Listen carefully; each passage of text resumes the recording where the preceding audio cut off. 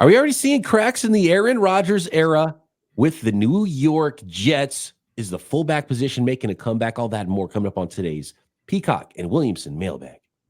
NFL analyst Brian Peacock and former NFL scout Matt Williamson bring you expert NFL analysis every day in less than 30 minutes. Get an inside look at the NFL on the field and in the front office with elite breakdowns to next-level analysis and in-depth information only for the real NFL fans. This is Peacock and Williamson, and it starts now.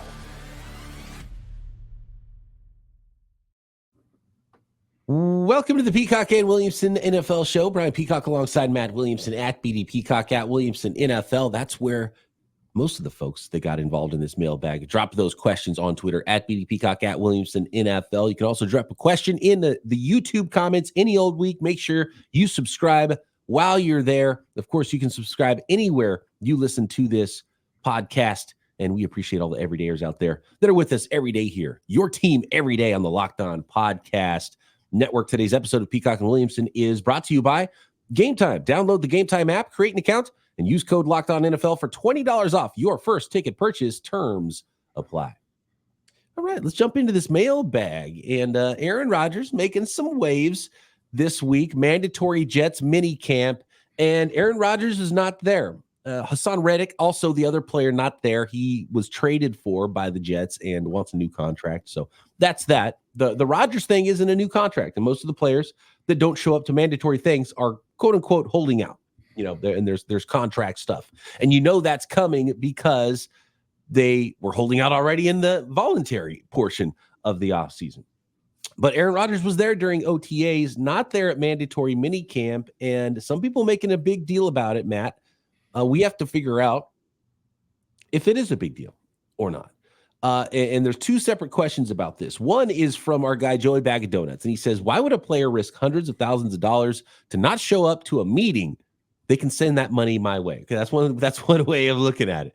And then we have a question from Michael who says, are you buying or selling Rodgers' commitment to football? And I think that is the root of this thing for Aaron Rodgers.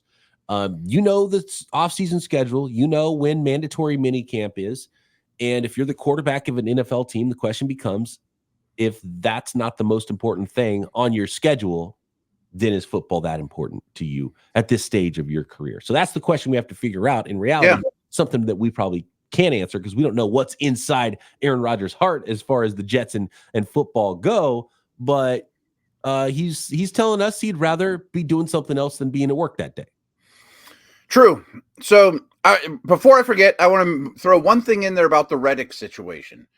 This never happens. I mean, player X is unhappy with his team, so new team trades for him, knowing he's unhappy, and then he immediately signs a contract. You know, like no one ever holds out from team number 2 in a trade. Like, what's going on here? I mean, didn't the Jets know, you know what I mean? Contract is part of the deal. That's what I mean, right? Yeah. Like, this should already be done. If you're going to trade for him, you knew the beef in Philly. Give him the deal or don't. I mean, this should have been the day you traded for him. Come in the office. Nice to meet you. Hug, sign the contract, and let's go do minicamp stuff. You know, so that's odd in itself. That is a very strange deal. It rarely happens this way where the player's holding out from team number 2 after the trade, and they haven't figured that out yet. And still plenty of time before training camp to get that done. But it's a little curious, like what's going on over there in New York with the Jets, or New Jersey, I guess is where they're actually officed up there. Actually, let's go. But before we talk too much about the Rodgers thing, let's go to the other part of it really quick. With Joey Bag of Donuts' question, he said, would a player risk hundreds of thousands of dollars to not show up to a meeting? They can send that money my way. I mean, if you have that much money, there's certainly been times where I'd be like, you know what? If all I had to do was pay a fine, I would not go to work today. You know, that's and not going to work probably just makes it so you don't get paid that day. Yeah. Obviously different jobs, but if there was something you're not talking about this podcast to you, of course. Yeah, it's like, you know what? I'm going to pay the fine and not have work today because there's this other thing, right? So I, to be honest with you, that's the least surprising part of this to me. Yeah, $100,000 Aaron Rodgers is nothing if you can afford it. If you can afford it, of course, and he can afford it. It is really for anyone. I mean, it's a pretty strict policy, but the NFL now, $100,000 a day adds up pretty darn quick. whatever. I mean, money's all relative, depends on what you got and what it means to you. And this is a tough question, though. I mean, I think it's worth putting the microscope on the fact that Rodgers isn't there, because this is a pivotal, maybe final season for him. The Jets are all in, catering to all his needs and trying to win this thing. Great defense, adding older pieces around him.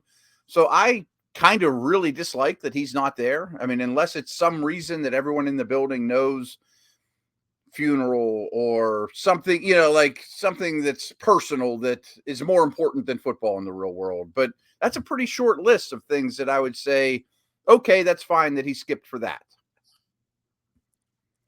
And the big part of it is that Robert Saleh, the head coach of the New York Jets, was asked about his absence and said he was not excused. This was not an excused absence for Aaron Rodgers. It's called mandatory minicamp for a reason. And this was not something that he had permission to do necessarily. And I still haven't been able to figure out what the exact event is that Aaron Rodgers is at. It's right. Event, I think, is the way it was termed. So it's probably nothing, but it's probably nothing. Could it start to be it's like, you know what? Is he really all there? Because you're the leader of the football team. And it does matter if your quarterback's not into it. Is he into it? It's a question we can't ask. If he's not, it's going to be a rough season for the Jets. Oh, brutal season for the Jets. And all this will be for nothing if he isn't. And obviously, I've said this a million times. I can't wait for his 30 for 30 football life biography, Aaron Rodgers, to come out. And if we can really dig into his brain and the way he operates and some of the reason for his greatness, as well as his eccentricities. I'm not sure if I said that word right, but I'm on top of it. But I do think it wouldn't surprise me if his final year in the league, whenever that is, maybe he just goes through the motions and he's more worried about Jeopardy and dark caves and podcasts and building his brand, That's true. He probably realized, oh man, I haven't done the dark cave retreat yet. So he had to go cave up for a couple of days. And that's why he's not at mandatory. It's concerning he's not there. I mean, we got weeks and weeks and weeks, months until he has to snap a football and avoid a pass rush and complete passes. But it's just a statement. It's a bad look. It's and I totally understand it. Like, there's veterans that had things. Trent Williams was at his daughter's graduation. That was during the OTAs. It wasn't during the mandatory part. But it's like, look, he's also not a quarterback, and he'll block people no matter what. Right? Yeah. But it's like there's life stuff that if it's you can't change it. It's double booked. You had no control over it. I am not going to miss this thing that I can't get back.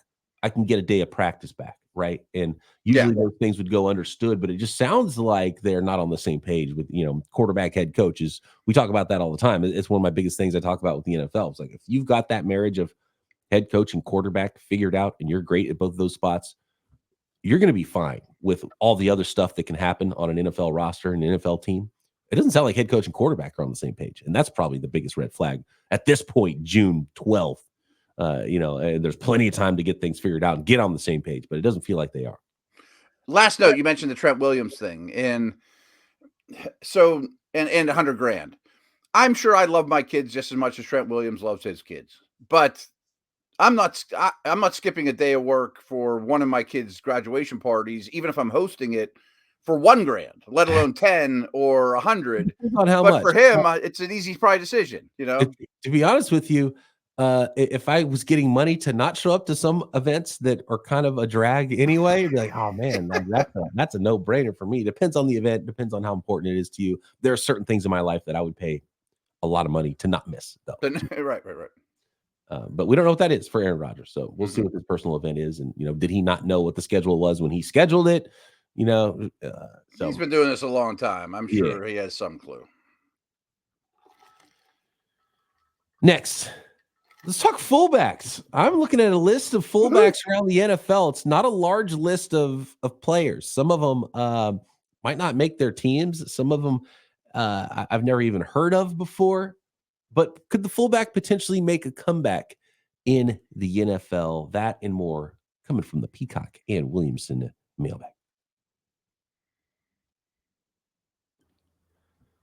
Today's episode of P&W is sponsored by Game Time, a special offer for our listeners when you download the Game Time app and make your first ticket purchase, because Game Time is the place to find tickets for any event you want to go to, whether you're going to go to the NBA Finals, you're going to go to an NFL game that you circled during the schedule release that I'm going this city, this game. I am not going to miss this game. You can find those tickets on Game Time. Concerts, comedy shows, theater events, baseball games, whatever it is near you, you can find tickets to that event at Game Time with killer last-minute deals, all-in prices, views from your seat, and their lowest price guarantee. Game Time takes all the guesswork out of buying all of those tickets. I love seeing the view from your seat. And it's not just a photograph. It's like you are there in the seat on your phone, and you move your phone around and you can see a panoramic view of exactly what's going to look like from those seats.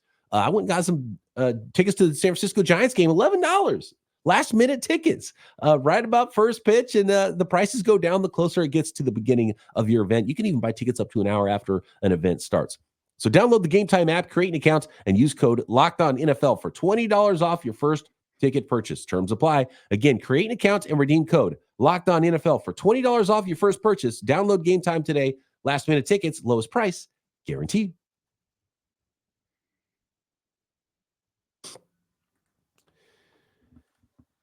Fullbacks. There's not many fullbacks left in the NFL, Matt. I want to go to the question here from, it is, where is the question about fullbacks? Here it is. It's from Jake. And he says, this is sort of out there, but it is the quiet part of the season. You're right. This is the time of the year you want to talk about fullbacks. Don't try to bring this up in week 4, okay?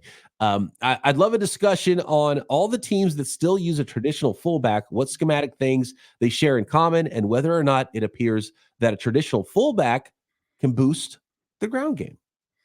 It's an interesting conversation because, this offseason, we saw teams paying running backs and paying guards and centers that are run blockers against, the too high shells, and, maybe we'll zig when the rest of the league is zagging. That being said, I think the days of the neck roll blocking only, lead blocking Lorenzo Neal type guy are done, just because he doesn't offer anything as a receiver. Big things you're going to always hear this offseason are putting linebackers in conflict with the passing game, or challenging linebackers with, the McCaffreys and tight ends of the world. And these fullbacks just don't do that. It's almost like you have 4 eligible receivers. And if you're going to do that, I'd rather put a 6th offensive lineman on the field.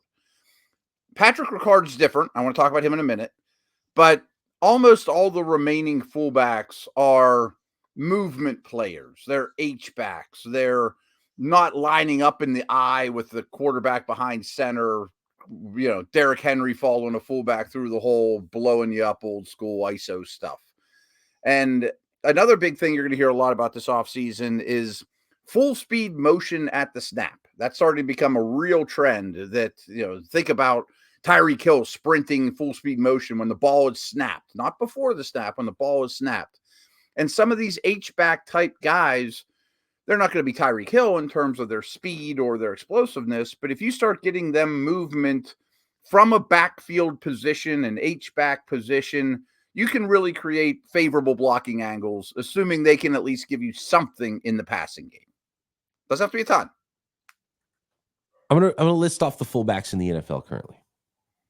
Okay. It's funny that you mentioned actually that fast motion, because it was not invented by, but it started with 49ers fullback Kyle Juszczyk. He's really interesting. Him and Ricard are the ones to really talk about today. Yeah, and it was kind of a lot of this happens by accident, or you see something somewhere and you're like, oh, but if we did that like this, that gave us this advantage. And I think it was like a late motion where Kyle Juszczyk needed to be somewhere, and he was moving out at the time of the snap, and they saw it and they utilized it, and they started utilizing it more. And obviously the offensive coordinator there with the 49ers in Mike McDaniel ended up going to Miami and using it a lot more to his advantage, and using it with faster players and not necessarily the fullback. So it's funny you brought that up, because that came from a fullback originally, and kind of figured out by accident. Kyle Juszczyk. If Juszczyk's moving that fast before the snap, what about Tyreek Hill? Right. Yeah, right. That guy was moving fast before. Yeah. So the fullbacks that their names and they're utilized a lot and they're a bigger part of their teams: Patrick Ricard of the Baltimore Ravens, Kyle Juszczyk of the 49ers, Those are the more popular fullbacks in the league. Some of these guys, I don't know if they'll make teams or even be utilized a lot. CJ Ham of the Vikings been around for a while. Kerry Blasingame for the Bears. You've got Alec Ingold, Miami Dolphins. There you go. He's their fullback. So, those guys get utilized and they've been around for a little while. Some of the other names that are out there at the fullback position. And again, there's only 16 listed on 14 different teams. So 14 teams right now currently, according to our lads' depth charts, employ a fullback and have one listed at that position. Buffalo Bills, you got Reggie Gilliam, Nick Bodden, New York Jets. Mentioned Patrick Ricard. You got Jack Coletto, Pittsburgh Steelers. He was actually drafted, or not drafted. He was an undrafted free agent by the 49ers, didn't make the team last year. Sort of a guy who played offense and defense in college, practice squad type of a guy. Troy Hairston of the Texans, Andrew Beck as well, listed on the Texans roster. We've heard from all the Shanahan tree offenses, right? So that's one of the trees that utilizes the fullback still and finds some advantage in it. Michael Burton with the Denver Broncos. You got Ben Mason with the Los Angeles Chargers. That seems like a team that might start using a fullback that hadn't before. Hunter Luepke for the Dallas Cowboys. Henry Pearson, Green Bay Packers. And then you have Adam Prentice and Xander Horvath with the New Orleans Saints. And half the league has one. Yeah, less than half. 14 teams, and there's 16 total players. So a couple teams have two guys listed. Most of the teams that even have a fullback don't even have a backup. Right.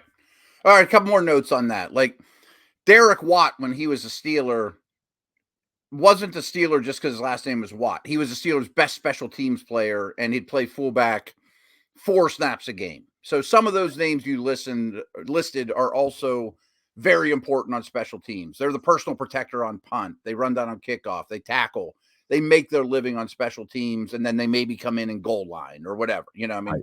4th and 1 or whatever. I think definitely the Shanahan ones you could speak to more than me, but they're going to always have one.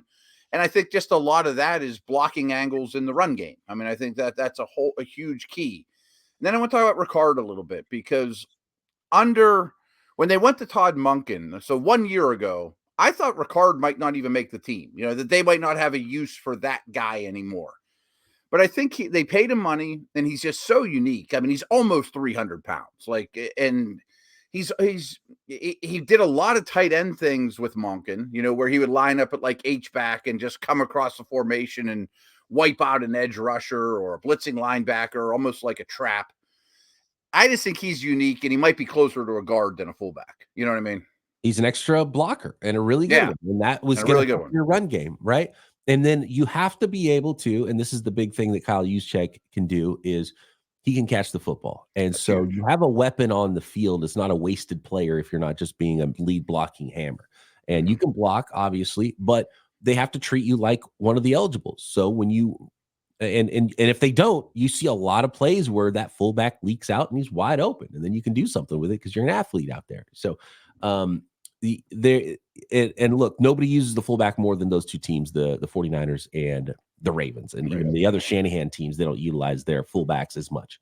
But it's the best offenses in the league. Yeah, we're starting to see a little bit of a bounce back for running backs and running games, and I think power elements because of, and I think this is the fascinating place the NFL is going right now, is there's more receivers, more spread it out, which means you have to be faster. You have to have linebackers that can cover. You are having lighter linemen, lighter linebackers, which means if you are a big, tough physical football team and you're heavy, now you can push on that team because they're not as big and strong and powerful as teams used to be. And so maybe you can gain advantage in the running game now. And so you have to decide which kind of team you're going to be. You're going to be light and fast, or you're going to be big and tough. And I think we're starting to see a little bit of a split in that from some teams. And it's ideally you have a player and players at those positions that can cover but are still 240 pounds at linebacker, or you can be both big and tough and fast all at the same time, which is difficult, which is why you're seeing certain players get drafted really high that can be all those things versus one-dimensional guys that maybe are good at one thing but might not be able to stick their nose in there in the run game as well. Last thing I have on it too is, and I don't study college football, but I don't think there's like any fullbacks left in college football, basically. I mean, the supply chain's really, really bad. Yeah. And the ones that are are, I'm going to stereotype them, but he's 5'11", he's 250, he runs a 5'0" flat. Like, that guy's not athletic enough to make my team. You know what I mean? And he probably doesn't have a position in college football, and it's not on offense if he does, right? Like, Right. what do you? So you're not even getting that. So you're either going to bulk up a tailback or you're going to slim down a guard, right? And that's kind of what Patrick Ricard and Kyle Juszczyk, because Kyle Juszczyk was he ran the football. He was he was an athlete at Harvard, right? He was an Ivy League guy, so it's not like coming from the SEC and he was just a hard nosed fullback all the time. He was a big running back. Yeah, and there aren't many star running backs in the SEC that are 250 that can't translate to the league that are going to be lead blockers for you. It's a totally different skill set. Yeah. The one thing you do see really once in a while that I find interesting, though, is sometimes you'll find an undersized nose that's like 260 pounds at the college level from a small school that's real explosive upfield, but has no chance of doing that in the league. Why don't you come play offense for a while? Smash people, Just crush guys. So there you go. It could make a fullback could make a comeback. I don't know if it is, but I do think that a lot of the teams we listed are really good at running the football. So they see a value in having that position. So there is a correlation. Teams that employ a fullback and that have a good running game. But do you agree that Juszczyk and Ricard are just special players too? I don't think it's a coincidence that those are two of the best offenses in the league or two of the most difficult offenses to play in the league. But those two teams are giving them a lot of money, certainly by fullback standards, and they're the best in the business, even though they're not similar.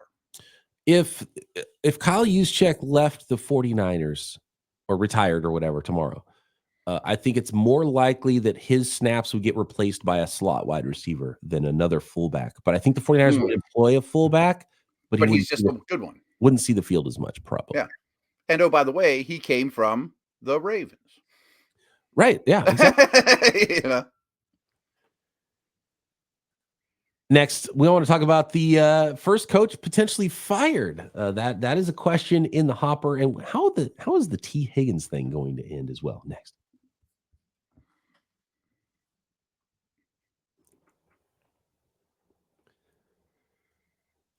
Let's start, Matt, with Tee Higgins, because I think that's an easier one and a quicker one to answer. Jared asks, how is all the Tee Higgins drama going to work out? And I think there's a very simple answer to this. And I wonder if you have the same answer. How do you see this playing out for Tee Higgins, who, to my knowledge, still hasn't signed that franchise tender?